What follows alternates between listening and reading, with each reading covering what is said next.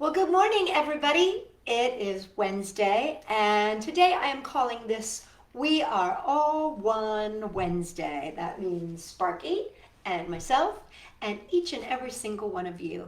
Thank you for inviting us in today. My name is Sophie, this is Sparky, and it's time for story time. So let's get started with Shel Silverstein, shall we?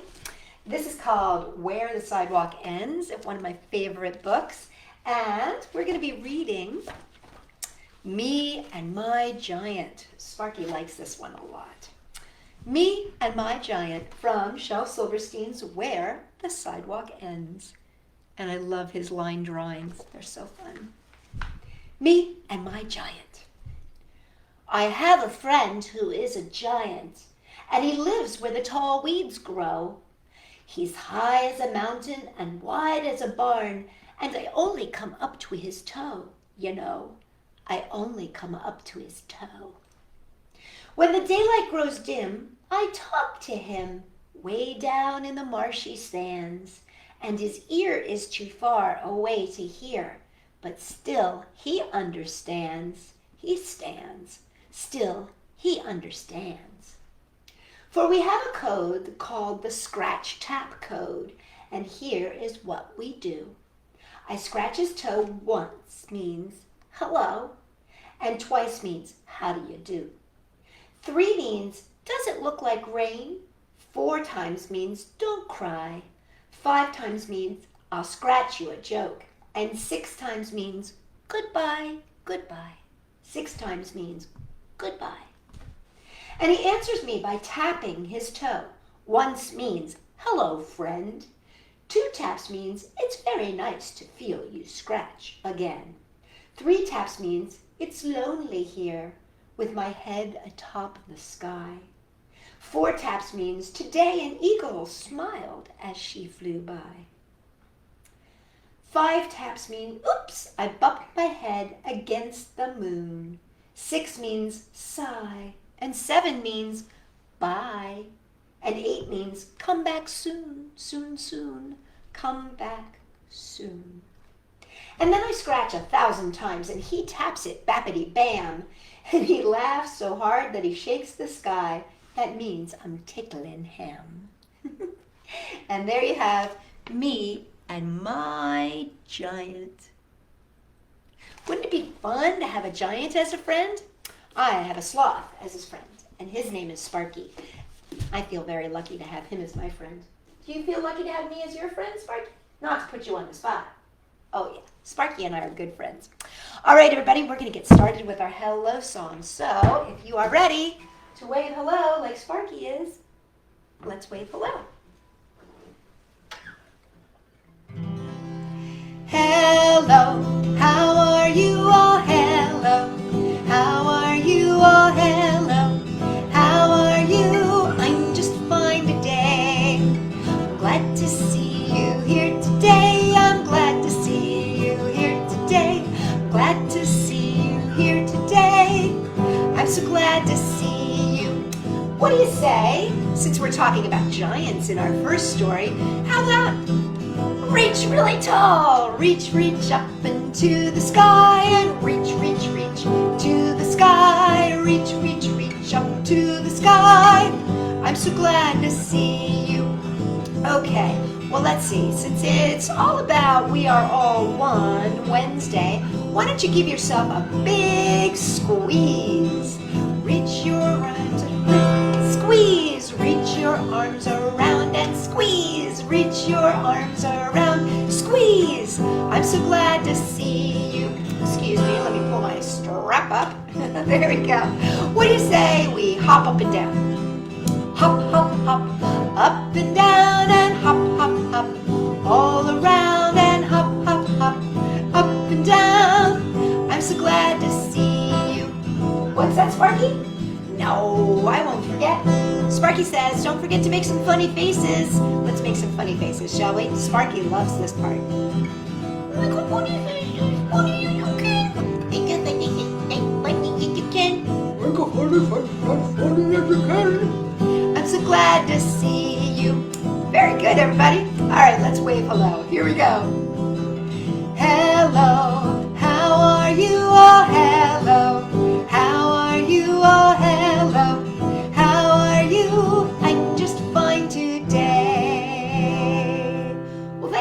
everybody. That was great. Sparky, did you like that?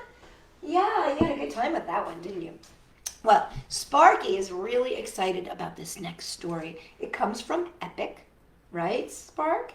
And we love the app Epic because it helps to expand our library, doesn't it? Oh yeah, it totally does. And we are going to be reading a story from Epic called Where Do I End and You Begin? It's a really cool story. Let me just grab it here. It is called Where Do I End and You Begin?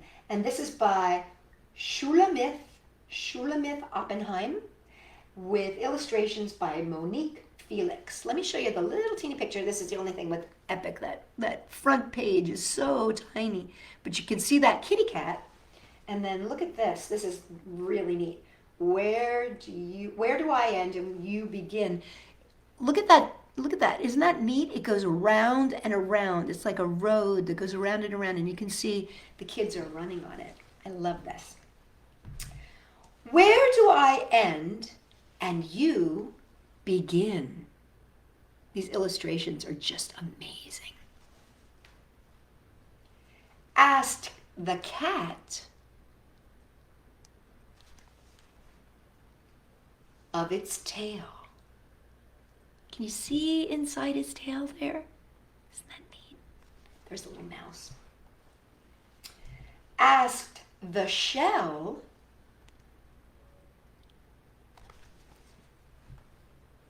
of the snail. I think these illustrations are just amazing. Where do I end and you begin? Asked the branch of the tree. Look at that tree. That tree begins a whole forest of trees. Isn't that neat? Just on one branch.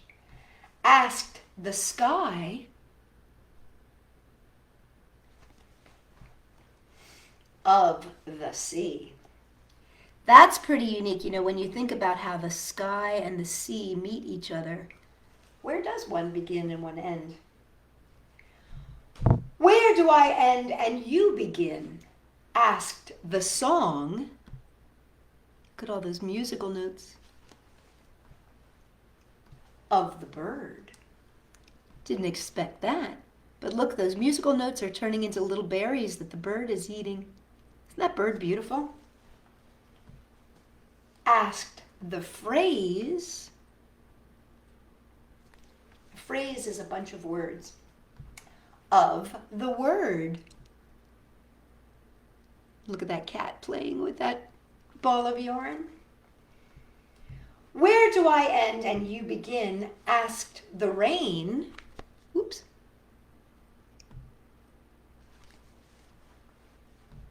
Of the bow. Look at that beautiful rainbow. Do you see how there's a cloud in there, but it actually turns into a bird? Isn't that neat? Asked the flake.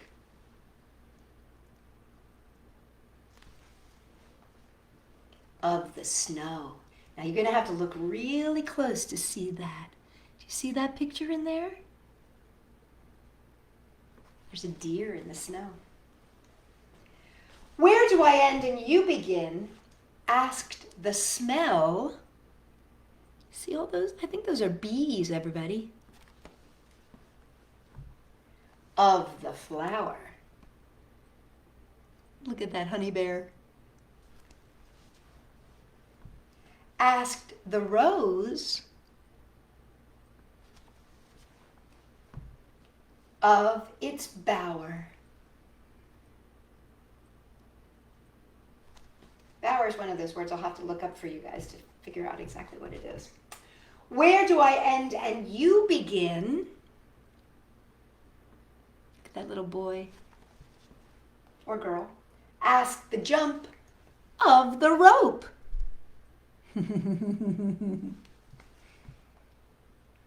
Asked the hill. Ooh, I like this. Look at that hill. That looks like a hill down at the beach. of the slope. No, wait a second. That's a camel. Let's see if we turn it sideways. Look at that. Most of these pages work well on their own, but that one you needed to see. Well, I know where the sky meets the end of the sea, and I know where the branch meets the trunk of the tree, and I know where the flower meets the buzz of the bee. And I know when we hug,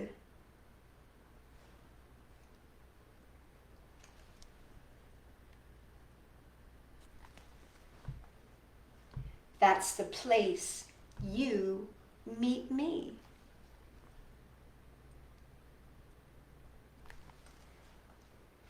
And that is called Where Do I End and You Begin by Shulamith Oppenheim and Monique Felix. Isn't that fabulous? I love that book. I think that that is a really, really wonderful book. And the illustrations are amazing. And you can check it out. It's on the Epic app. And if you get your first month of Epic, you get that for free. So you might want to check it out. It's a really great resource for books. And since it said, where did the end of the hug begin? Well, I'm going to give Sparky a hug because he's my friend. Aren't you? Mm-hmm. Well, let's sing a little song, shall we?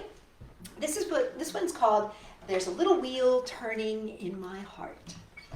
I like this song. There's a little wheel turning in my heart. There's a little wheel turning in my heart. In my heart, in my heart. There's a little wheel turning in my heart. There's a little song singing in my heart. There's a little song singing in my heart. In my heart, in my heart. There's a little song singing in my heart. There's a little frog leaping in my heart. Go ahead and be a frog. There's a little hog leaping in my heart. In my heart, in my heart. There's a little frog leaping in my heart. See the sun rising in my heart. Can you be the sun? I see the sun rising in my heart. In my heart, in my heart. I see the sun rising in my heart. We're dancing round the world in my heart. We're dancing round the world in my heart. Go ahead and dance. In my heart, in my heart. We're dancing round the world in my heart. Now for this one, if you want to, go ahead and give somebody a hug. Maybe it's a stuffed animal like my friend Sparky here. We all belong as one in my heart. We all belong as one in my heart. In my heart, in my heart. We all belong as one in my heart. Make that little wheel go. Here we go. There's a little wheel turning in my heart. There's a little wheel turning in my heart. In my heart, in my heart. There's a little wheel turning in my heart.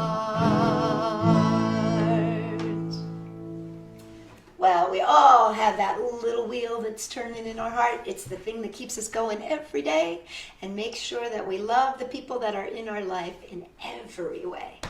So, let's read another story, shall we? This is a really neat story too, and this one is called The Goat in the Rug.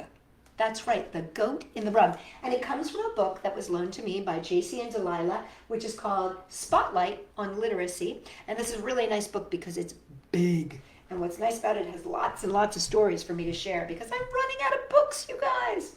So The Goat in the Rug, as told to Charles L. Blood and Martin Link by Geraldine.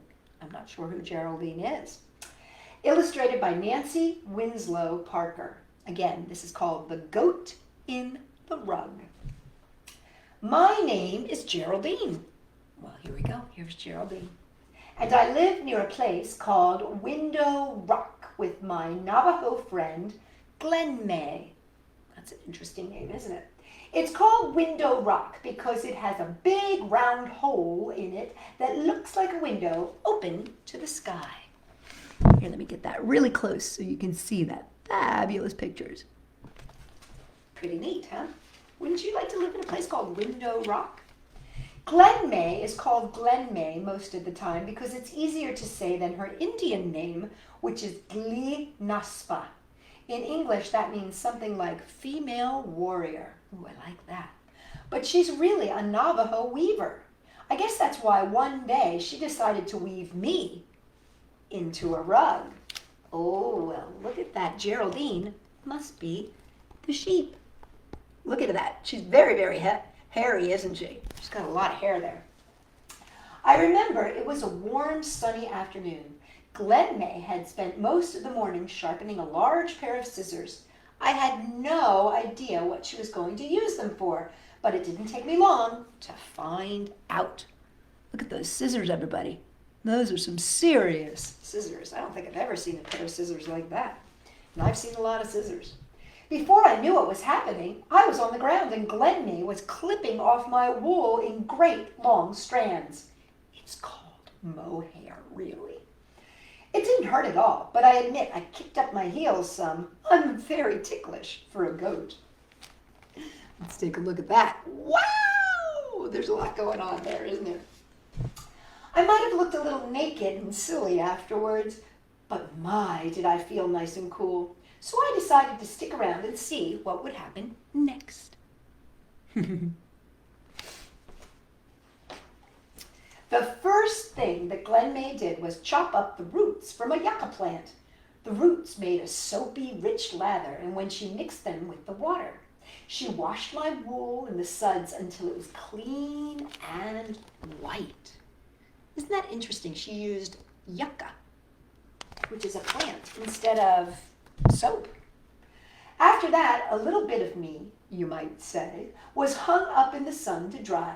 When my wool was dry, Glen May took out 2 large square combs with many teeth.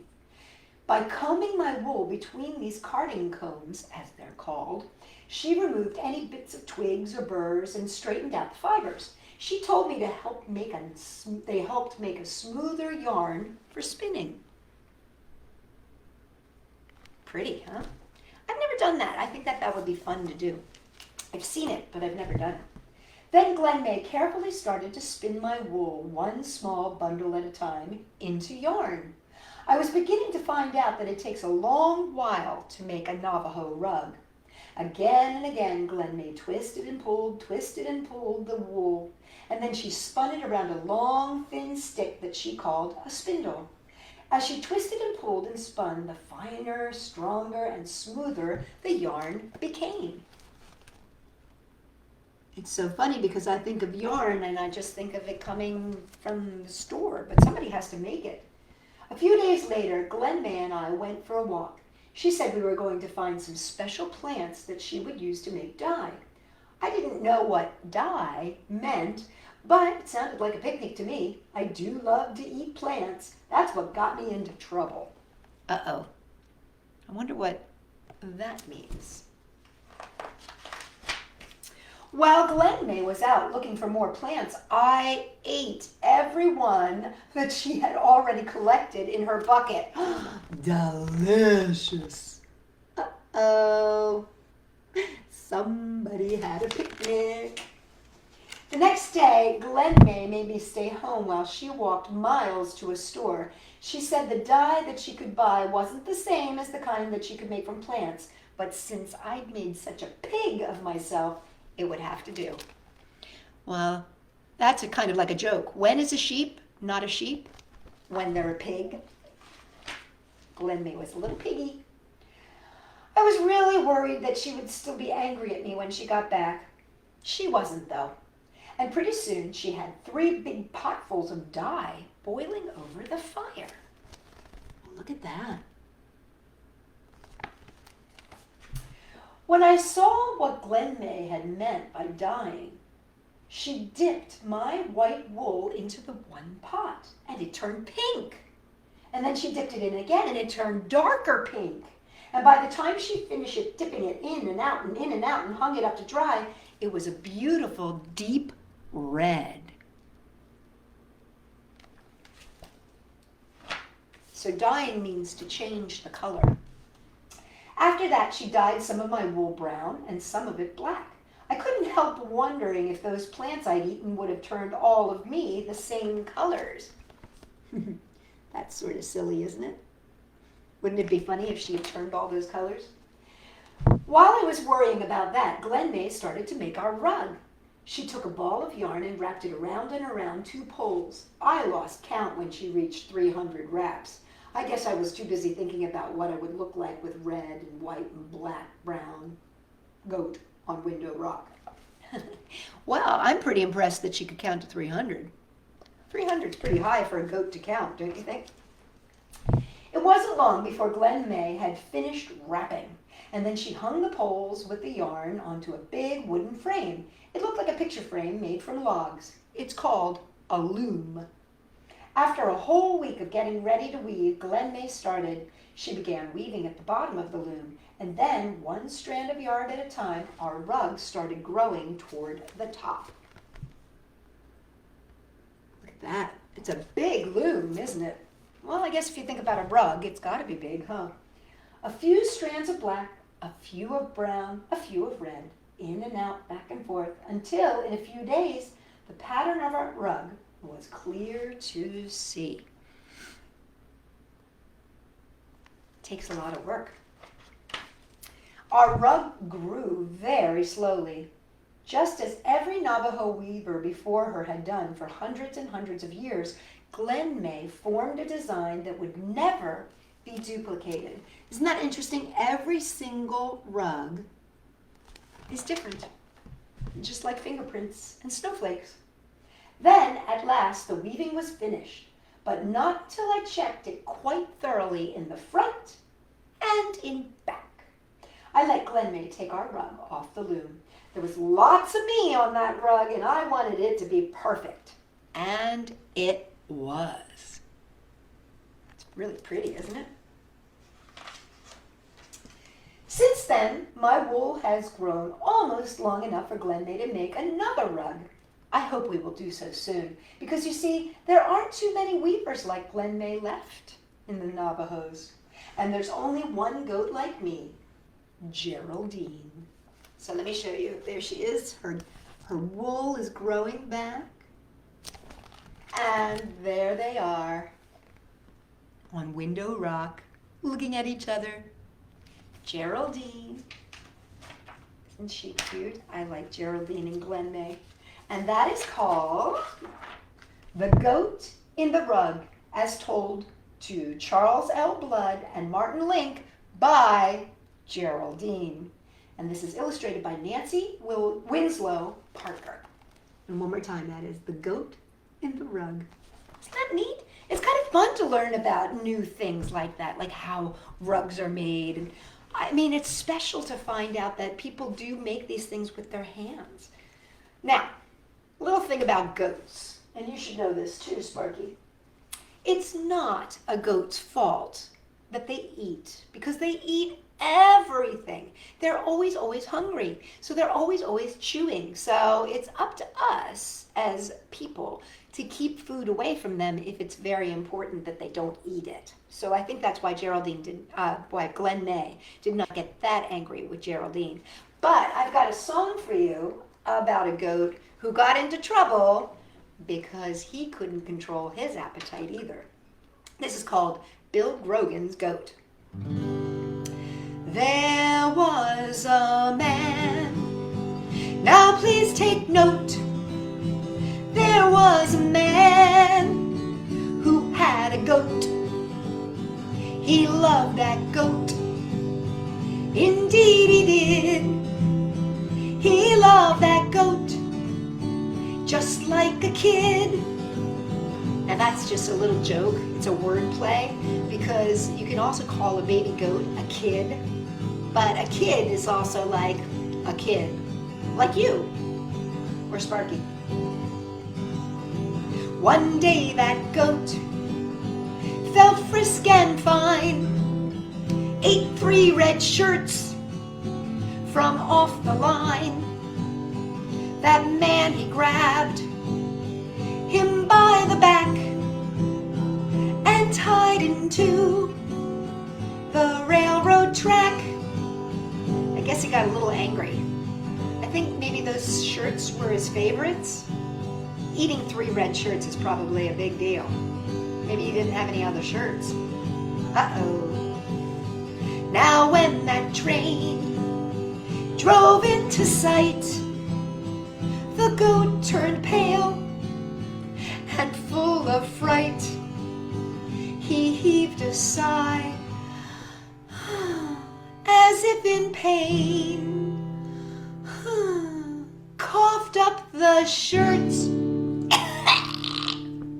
and flagged the train.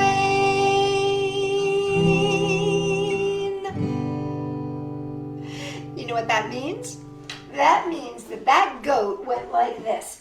He coughed him up, then he took those shirts and he flagged the train down so that the train stopped and didn't hit the goat. Wasn't that good? Yeah, it was good for everybody. So nobody in the train had to see the bye-bye of a goat, and the goat went back home. Well, everybody, I have one last little story for you. This is from A.A. Milne's Now We Are 6, with illustrations by Ernest H. Shepard, although he calls them decorations. And this is called Waiting at the Window. Now, when I was a little girl, I used to do this all the time. I loved it. Every time there was a rainstorm, I would do what Christopher Robin does in this story, waiting at the window. There are 2 drops of rain waiting on the window pane. I'm waiting here to see which the winning one will be. Both of them have different names. One is John and one is James. All the best and all the worst comes from which of them is first. James has just begun to ooze. He's the one I want to lose. John is waiting to begin. He's the one I want to win. James is going slowly on. Something sort of sticks to John. John is moving off at last. James is going pretty fast. John is rushing down the pane. James is going slow again. There they are looking at him. There's Winnie the Pooh watching too. There's going to be more. James has met a sort of smear. John is getting very near. Is he going fast enough? James has found a piece of fluff. John has hurried quickly by. James was talking to a fly. John is there, and John has won. Look, I told you. Here's the sun. And there they are, the racing raindrops. Now, when I was a little girl, what I used to do is I would watch those raindrops go, and I used to love when they would join together and make a bigger raindrop and come on down the pane. I don't know if that's something you've ever done, but it's really super fun. So give it a try next time it rains. Well, Sparky, believe it or not, it's end of story time already. But we'll be back on Friday, won't we, Spark? Mm-hmm. And we'll have more stories and more songs. I think we're going to go to the fair on Friday. That's right. I think we're going to do stories about going to the circus and going to the fair. And Sparky wants to play the guitar, so I'm going to put him right here in my pocket so he can say goodbye, everybody. All right. Let's get our guitar, Spark, and let's say goodbye. Oh, goodbye, Ollie. Goodbye, Delilah. Goodbye, Jayce. I'll see you all next time. Goodbye, Isabella. Goodbye, Maya. Goodbye, Eli. see you all next time. Goodbye, Gabriella. Goodbye, Lillian. Goodbye, Madeline. I'll see you all next time. Goodbye, Charlotte. Goodbye, Jalen. Goodbye, Allie.